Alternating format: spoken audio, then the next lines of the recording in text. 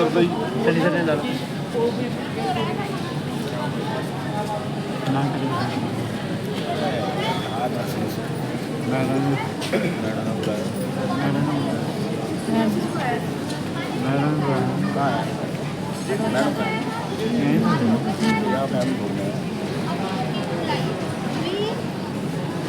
Hello देखिए बच्चे ने हाथ धोकर खाना नहीं खाया। देखिए अपने बच्चे को हाथ धोकर खाना खिलाइए, ब्रश करवा कर खिलाइए। अगर आप ऐसा नहीं करते हो तो बच्चे की तबीयत खराब हो सकती है। रोजाना आप हॉस्पिटल में आओगे, इंजेक्शन लगवाओगे तो वो भी ठीक नहीं है। तो इसीलिए अपने बच्चे को तंदुरुस्त रखने के लिए उनको ब्रश करवाइए, हाथ धुलवाइए, रोज नहलाइए। तो अभी हम देखेंगे हाथ धोके और अपनी सफाई रखने से क्या क्या फायदे मिलते हैं। जैसे कि आपने देखा कि बच्ची ने अपने हाथों की सफाई नहीं रखी, उसकी वजह से उसको इन्फेक्शन हो गया। इसलिए हाथों की सफाई रखना बहुत ज़रूरी है। हाथ धोने का एक तरीका है जो मैं आपको बताऊंगी, जिसको अपनाकर हमें हाथ धोने चाहिए। सबसे पहले हाथों को गीला करना है, उसमें साबुन लगा के सबसे पहले 5 बार सीधे हाथ धोने हैं। कितनी बार धोने हैं? 5 बार। 1 2 3 4 5। फिर उसके बाद 5 बार उल्टे हाथ धोने हैं, दोनों साइड धोनी है, ठीक है। उसके बाद मुट्ठी बनाकर हाथ धोने हैं, फिर अंगूठा धोना है। ये सारे स्टेप हमने 5 बार करने हैं। अंगूठे के बाद नाखून साफ करने हैं और नाखून के बाद हमने अपनी कलाई साफ करनी है। अच्छे से इससे हाथ धोए जाएंगे। अब मैं आपको बताऊंगी कि खुद की सफाई रखने के क्या क्या तरीके हैं। सबसे पहले कि जैसे मैंने आपको बताया कि अच्छे से हाथ धोने हैं। उसके बाद बनाई जाएगी 7 से 8 बार पूरी पीट लेनी है। अच्छे से बालों को साफ रखना है, साफ सुथरे कपड़े पहनने हैं और भरपूर मात्रा में पानी पीना है। अब हम देखेंगे कि आगे क्या होता है। अभी के लिए आपने देखा अपनी साफ सफाई रखना कितना जरूरी है। मैं आपको एक इंजेक्शन लगा रही हूँ, मैं आपके बच्चे को दर्द का इंजेक्शन लगा रही हूँ। जो भी मैं दवाइयाँ लिख कर दूँगी वो आप उसको लीजिएगा।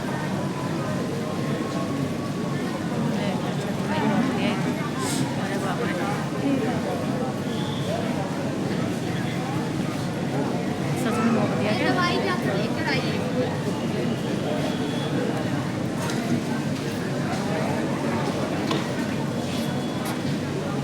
इंजेक्शन से ही चलती है। ये क्या दिया तुमने आपने? बच्चा है ना, तुम्हें इससे हाथ में लग सकती है, चोट आ सकती है, इसे फेंक देते हैं।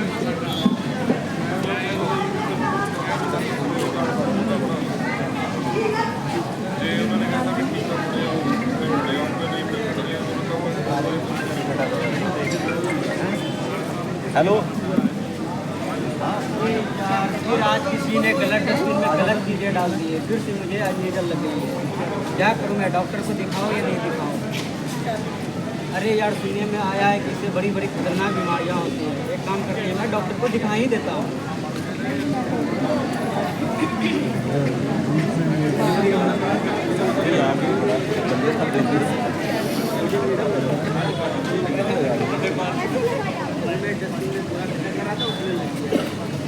देखिए अगर आपके साथ भी ऐसा वाक्य होता है, अगर आपके भी कोई सुई गलती से छूट जाती है तो घबराने की जरूरत नहीं है। अपना हाथ जहाँ पर भी आपकी सुई लगी है वहाँ पे आप चलते पानी से यानी रनिंग वाटर से अपना हाथ या जहाँ पे भी आपकी सुई लगी है वहाँ उस एरिया को अच्छी तरीके से धोइए, ठीक है। अपने आसपास के अस्पताल में जल्द से जल्द जाकर डॉक्टर्स को नर्सिस को बताइए जाकर कि आपके यहाँ पे सुई लगी है।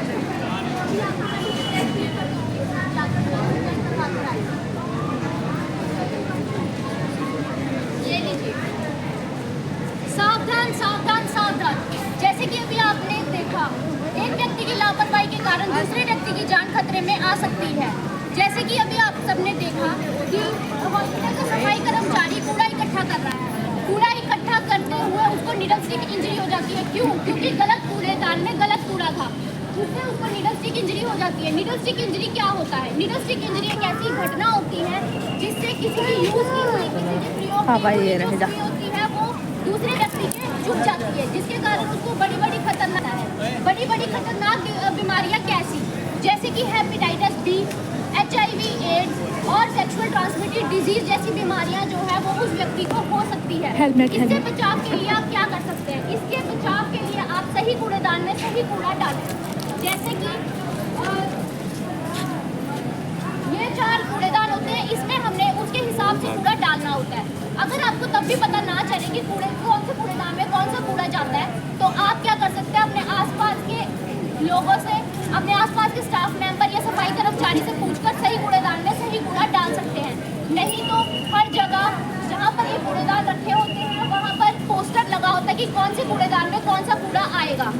जैसे कि अभी मैं आपको बताऊंगी कौन कौन से डस्टबिन मतलब कूड़ेदान होते हैं और कौन से डस्टबिन में कौन सा कूड़ा जाता है। पहला हमारा है लाल डस्टबिन। इसमें हम क्या डालते हैं, हॉस्पिटल का प्लास्टिक वेस्ट। मतलब प्लास्टिक कैसा, जैसे कि जो आपकी बोतलें चढ़ती है, ग्लूकोज की बोतल हो गई, ठीक है, उसके बाद जिससे आपको बोतलें चढ़ती है वो IV सेट इसमें जाएगा। उसके बाद ग्लव्स जो है वो भी प्लास्टिक के होते हैं तो वो इसमें जाएगा। ये होती है सिरिंज, ये भी किस में जाती है, क्योंकि ये प्लास्टिक की होती है तो ये जाएगी रेड में। पर अब ये पूरी सिरिंज नहीं डालनी हमने इसके ऊपर की जो सुई होती है वो निकाल देनी है, और ये जो पूरी प्लास्टिक की होती है सिरिंज ये किस में जाएगी, लाल वाले डब्बे में। और इसकी जो कैप होती है ये भी प्लास्टिक की होती है तो ये भी किस में जाएगी, लाल वाले डब्बे में। ये सुई नुकीली होती है तो ये लाल वाले डब्बे में नहीं जाएगी। उसके बाद हमारा आता है पीला डब्बा। पीले डब्बे में हम क्या डालते हैं, जैसे कि रुई होगी, खून लगी हुई रुई। आपकी कोई भी जांच आप कराते हो तो आपका ब्लड सैंपल होता है जिसमें क्या होता है, वो रुई देते हैं यहाँ रखने के लिए ताकि खून जो है वो बंद हो जाए। आप लोग क्या करते हो, वो रुई ऐसे फेंक देते हो, कहीं भी जहाँ भी आपको ब्लड सैंपल किया वहाँ पर आप ऐसे ही फेंक देते हो। ऐसे नहीं फेंकनी है, उससे बीमारियाँ फैलती है। आपने वो रुई कहाँ डालनी है, पीले वाले डब्बे में। उसके बाद इसमें क्या क्या आएगा, बैंडेजेस, वो सारी किस में आएंगी, पीले डब्बे में। मास्क, जो भी आप मास्क डालते हो वो भी किस में आएगा, पीले वाले डब्बे में। जो एक्सपायर जिनकी डेट निकल जाती है दवाइयाँ वो किस में आएंगी, पीले वाले डब्बे में। उसके बाद हमारा आता है ब्लू, नीला डब्बा। इसमें हम क्या डालते हैं, जनरल वेस्ट। जैसे कि जो भी बोतलें आप इस्तेमाल करते हो पानी पीने के लिए, कैंटीन से ले आए या घर से जो बोतलें लाए हो। उसके बाद इसमें कप, मतलब कि सूखा कूड़ा जितना भी होता है, रैपर, पैकेट, कोई भी चिप्स कुरकुरे के पैकेट, वो किसमें आएंगे, नीले वाले डब्बे में, सूखे कूड़ा। उसके बाद हमारा आता है हरा डिब्बा। हरा डिब्बा क्या होता है, ये भी जनरल वेस्ट होता है, पर इसमें क्या आएगा, वेट मतलब गीला, जी से ग्रीन और जी से गीला। तो गीला इसमें आएगा कूड़ा, जैसे कि आपके खाने का सामान हो गया, कोई भी पानी वाली चीज़ होगी वो किसमें आएगा, इसमें। और उसके बाद एक हमारा होता है वाइट कलर का डस्टबिन। वाइट कलर के कूड़ेदान में क्या होता है, हम क्या डालते हैं, ये जो बची थी नीडल, जो सुई और जो ब्लेड का इस्तेमाल करते हैं हॉस्पिटल में, वो किस में जाती है, वाइट वाले डब्बे में। अब वाइट वाला जो डब्बा है उसमें हम, जो हमारा नॉर्मल डब्बा होता है उसमें हम अपनी सुई या फिर नुकीली चीज़ें नहीं डाल सकते। क्यों, क्योंकि उससे क्या होएगा कि जो सुई है वो आर पार हो जाएगी, उससे क्या हो जाएगी, नीडल से इंजरी जैसे उस व्यक्ति को हुई थी। उसके बाद अब इसके लिए हमने क्या बनाया होता है, एक पंचर प्रूफ बॉक्स होता है जिसमें क्या होता है कि वो नीडल जो होती है वो हम जो भी नुकीली चीज़ें, ब्लेड और नीडल मतलब सुई किसमें जाएगी, पंचर प्रूफ बॉक्स। वो वाइट कलर का बॉक्स होता है, उसमें क्या होएगा, अगर हम वो नुकीली चीज़ें डालेंगे तो वो उस डब्बे के आर पार नहीं होंगे, जिसके कारण क्या होगा, उसको नीडल की इंजरी नहीं होगी। तो ये कुछ डब्बे थे, कुछ डस्टबिन थे जिसमें हमने, जैसे मैंने आपको बताया, प्लास्टिक वाला किस में जाएगा, प्लास्टिक वाला किस में जाता है, रेड में। उसके बाद येलो वाले मतलब पीले में क्या आएगा, रुई, जो आप ऐसे ही फेंक देते हो, नहीं उसमें ऐसे फेंक, इसमें जाएगा।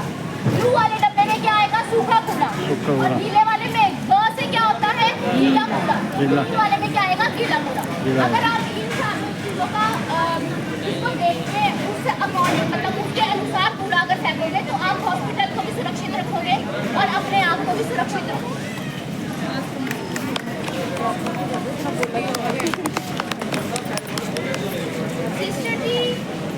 सिस्टर जी इधर आइए, जाके सिस्टर जी को बुला कर लाइए। सिस्टर जी डॉक्टर जी बुला रहे हैं।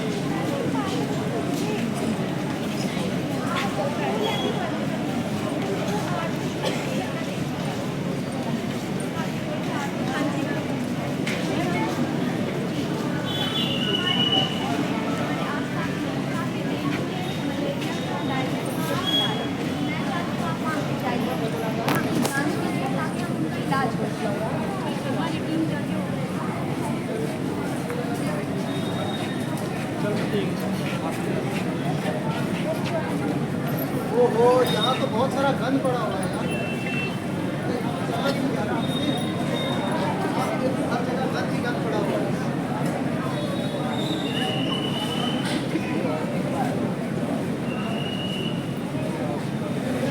जी आपने देखा यहाँ के आसपास में तो गंद ही गंद पड़ा हुआ है। पानी तो खड़ा हुआ है और जो गीला कचरा और सूखा कचरा वो भी एक ही जगह पड़ा हुआ है। लगता है इस इलाके के लोग सफाई के बारे में ज़्यादा ख्याल नहीं रख पा रहे। आप एक काम करिए, जो ये आसपास के जितने भी घर हैं आप जाके लोगों को बुला के लेके आए, हम इसके बारे में उनसे बात करना चाहिए। कोई है घर में? आप लोगों को बाहर बुलाया, हमारी टीम आया है। ठीक है जी, हम आते हैं।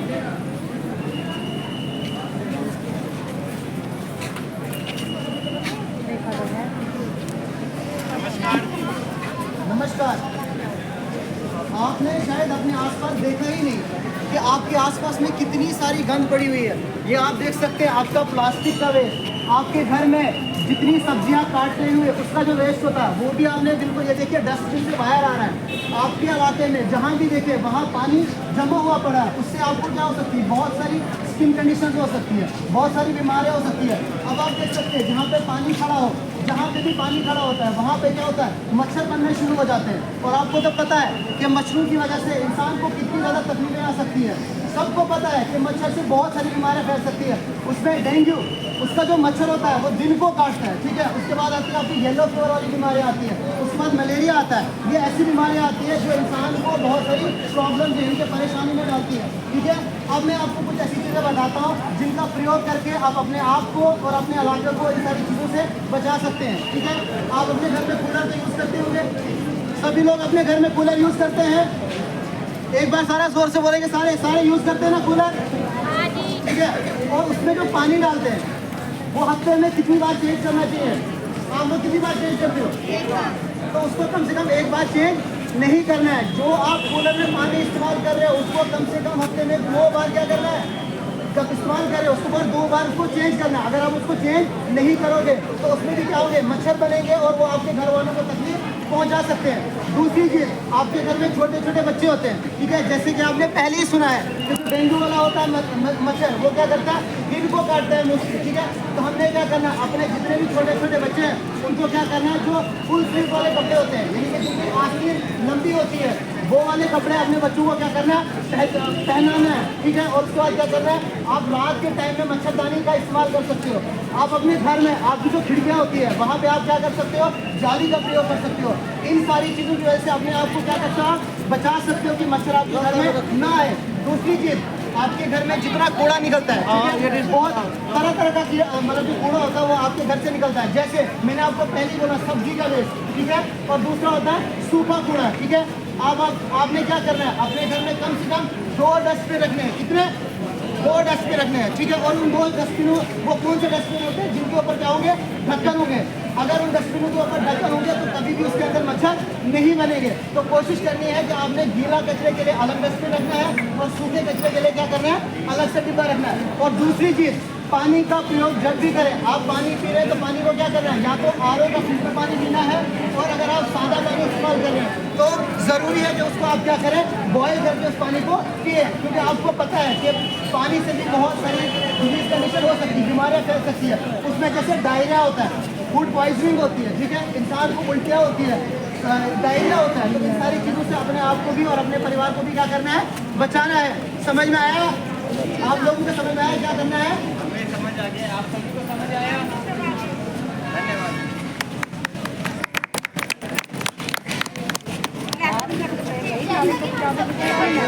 जैसा कि हम सबने अभी कूड़ेदानों को अलग अलग तरीकों से कूड़ा फेंकना सीखा, अब मैं आपको ई वेस्ट के बारे में बताऊंगी। ई वेस्ट हम इलेक्ट्रॉनिक वेस्ट को कहते हैं। इलेक्ट्रॉनिक वेस्ट वो वेस्ट होता है जो कि मोबाइल, लैपटॉप, कंप्यूटर, मॉनिटर, ये सब चीज़ें। और अस्पताल में ई वेस्ट होता है एक्सरे की मशीन, मॉनिटर या फिर ECG मशीन। इन सबको अगर हमें कहीं फेंकना हो या उनको अलग अलग करके डिस्पोज करना हो तो हम उन्हें कैसे करेंगे? जब भी हम किसी भी इलेक्ट्रॉनिक पदार्थ को फेंकना चाहें तो हम उसे अलग अलग से विभाजन करेंगे। विभाजन का मतलब होता है जो जिस चीज़ को हम यूज़ कर सकते हैं उसको अलग फेंकेंगे और जिस चीज़ को हम यूज़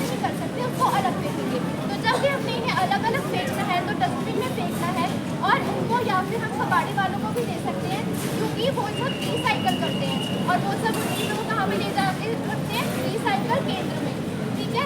तो अब जब भी हमने कोई भी चीज़ फेंकनी है या फिर इलेक्ट्रॉनिक चीज़ फेंकनी है तो कहाँ पे फेंकनी है, अलग अलग कर कर डस्टबिन में। और ये सब चीज़ें हम क्यों कर रहे हैं?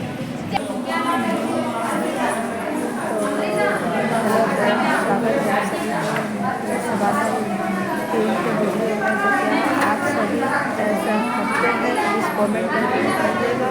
क्या आप सभी के साथ आप सभी के साथ में ऐसा होता है? क्या आप सभी ऐसा पालन करते हैं? पालन करके इस कमेंट करके बताइएगा।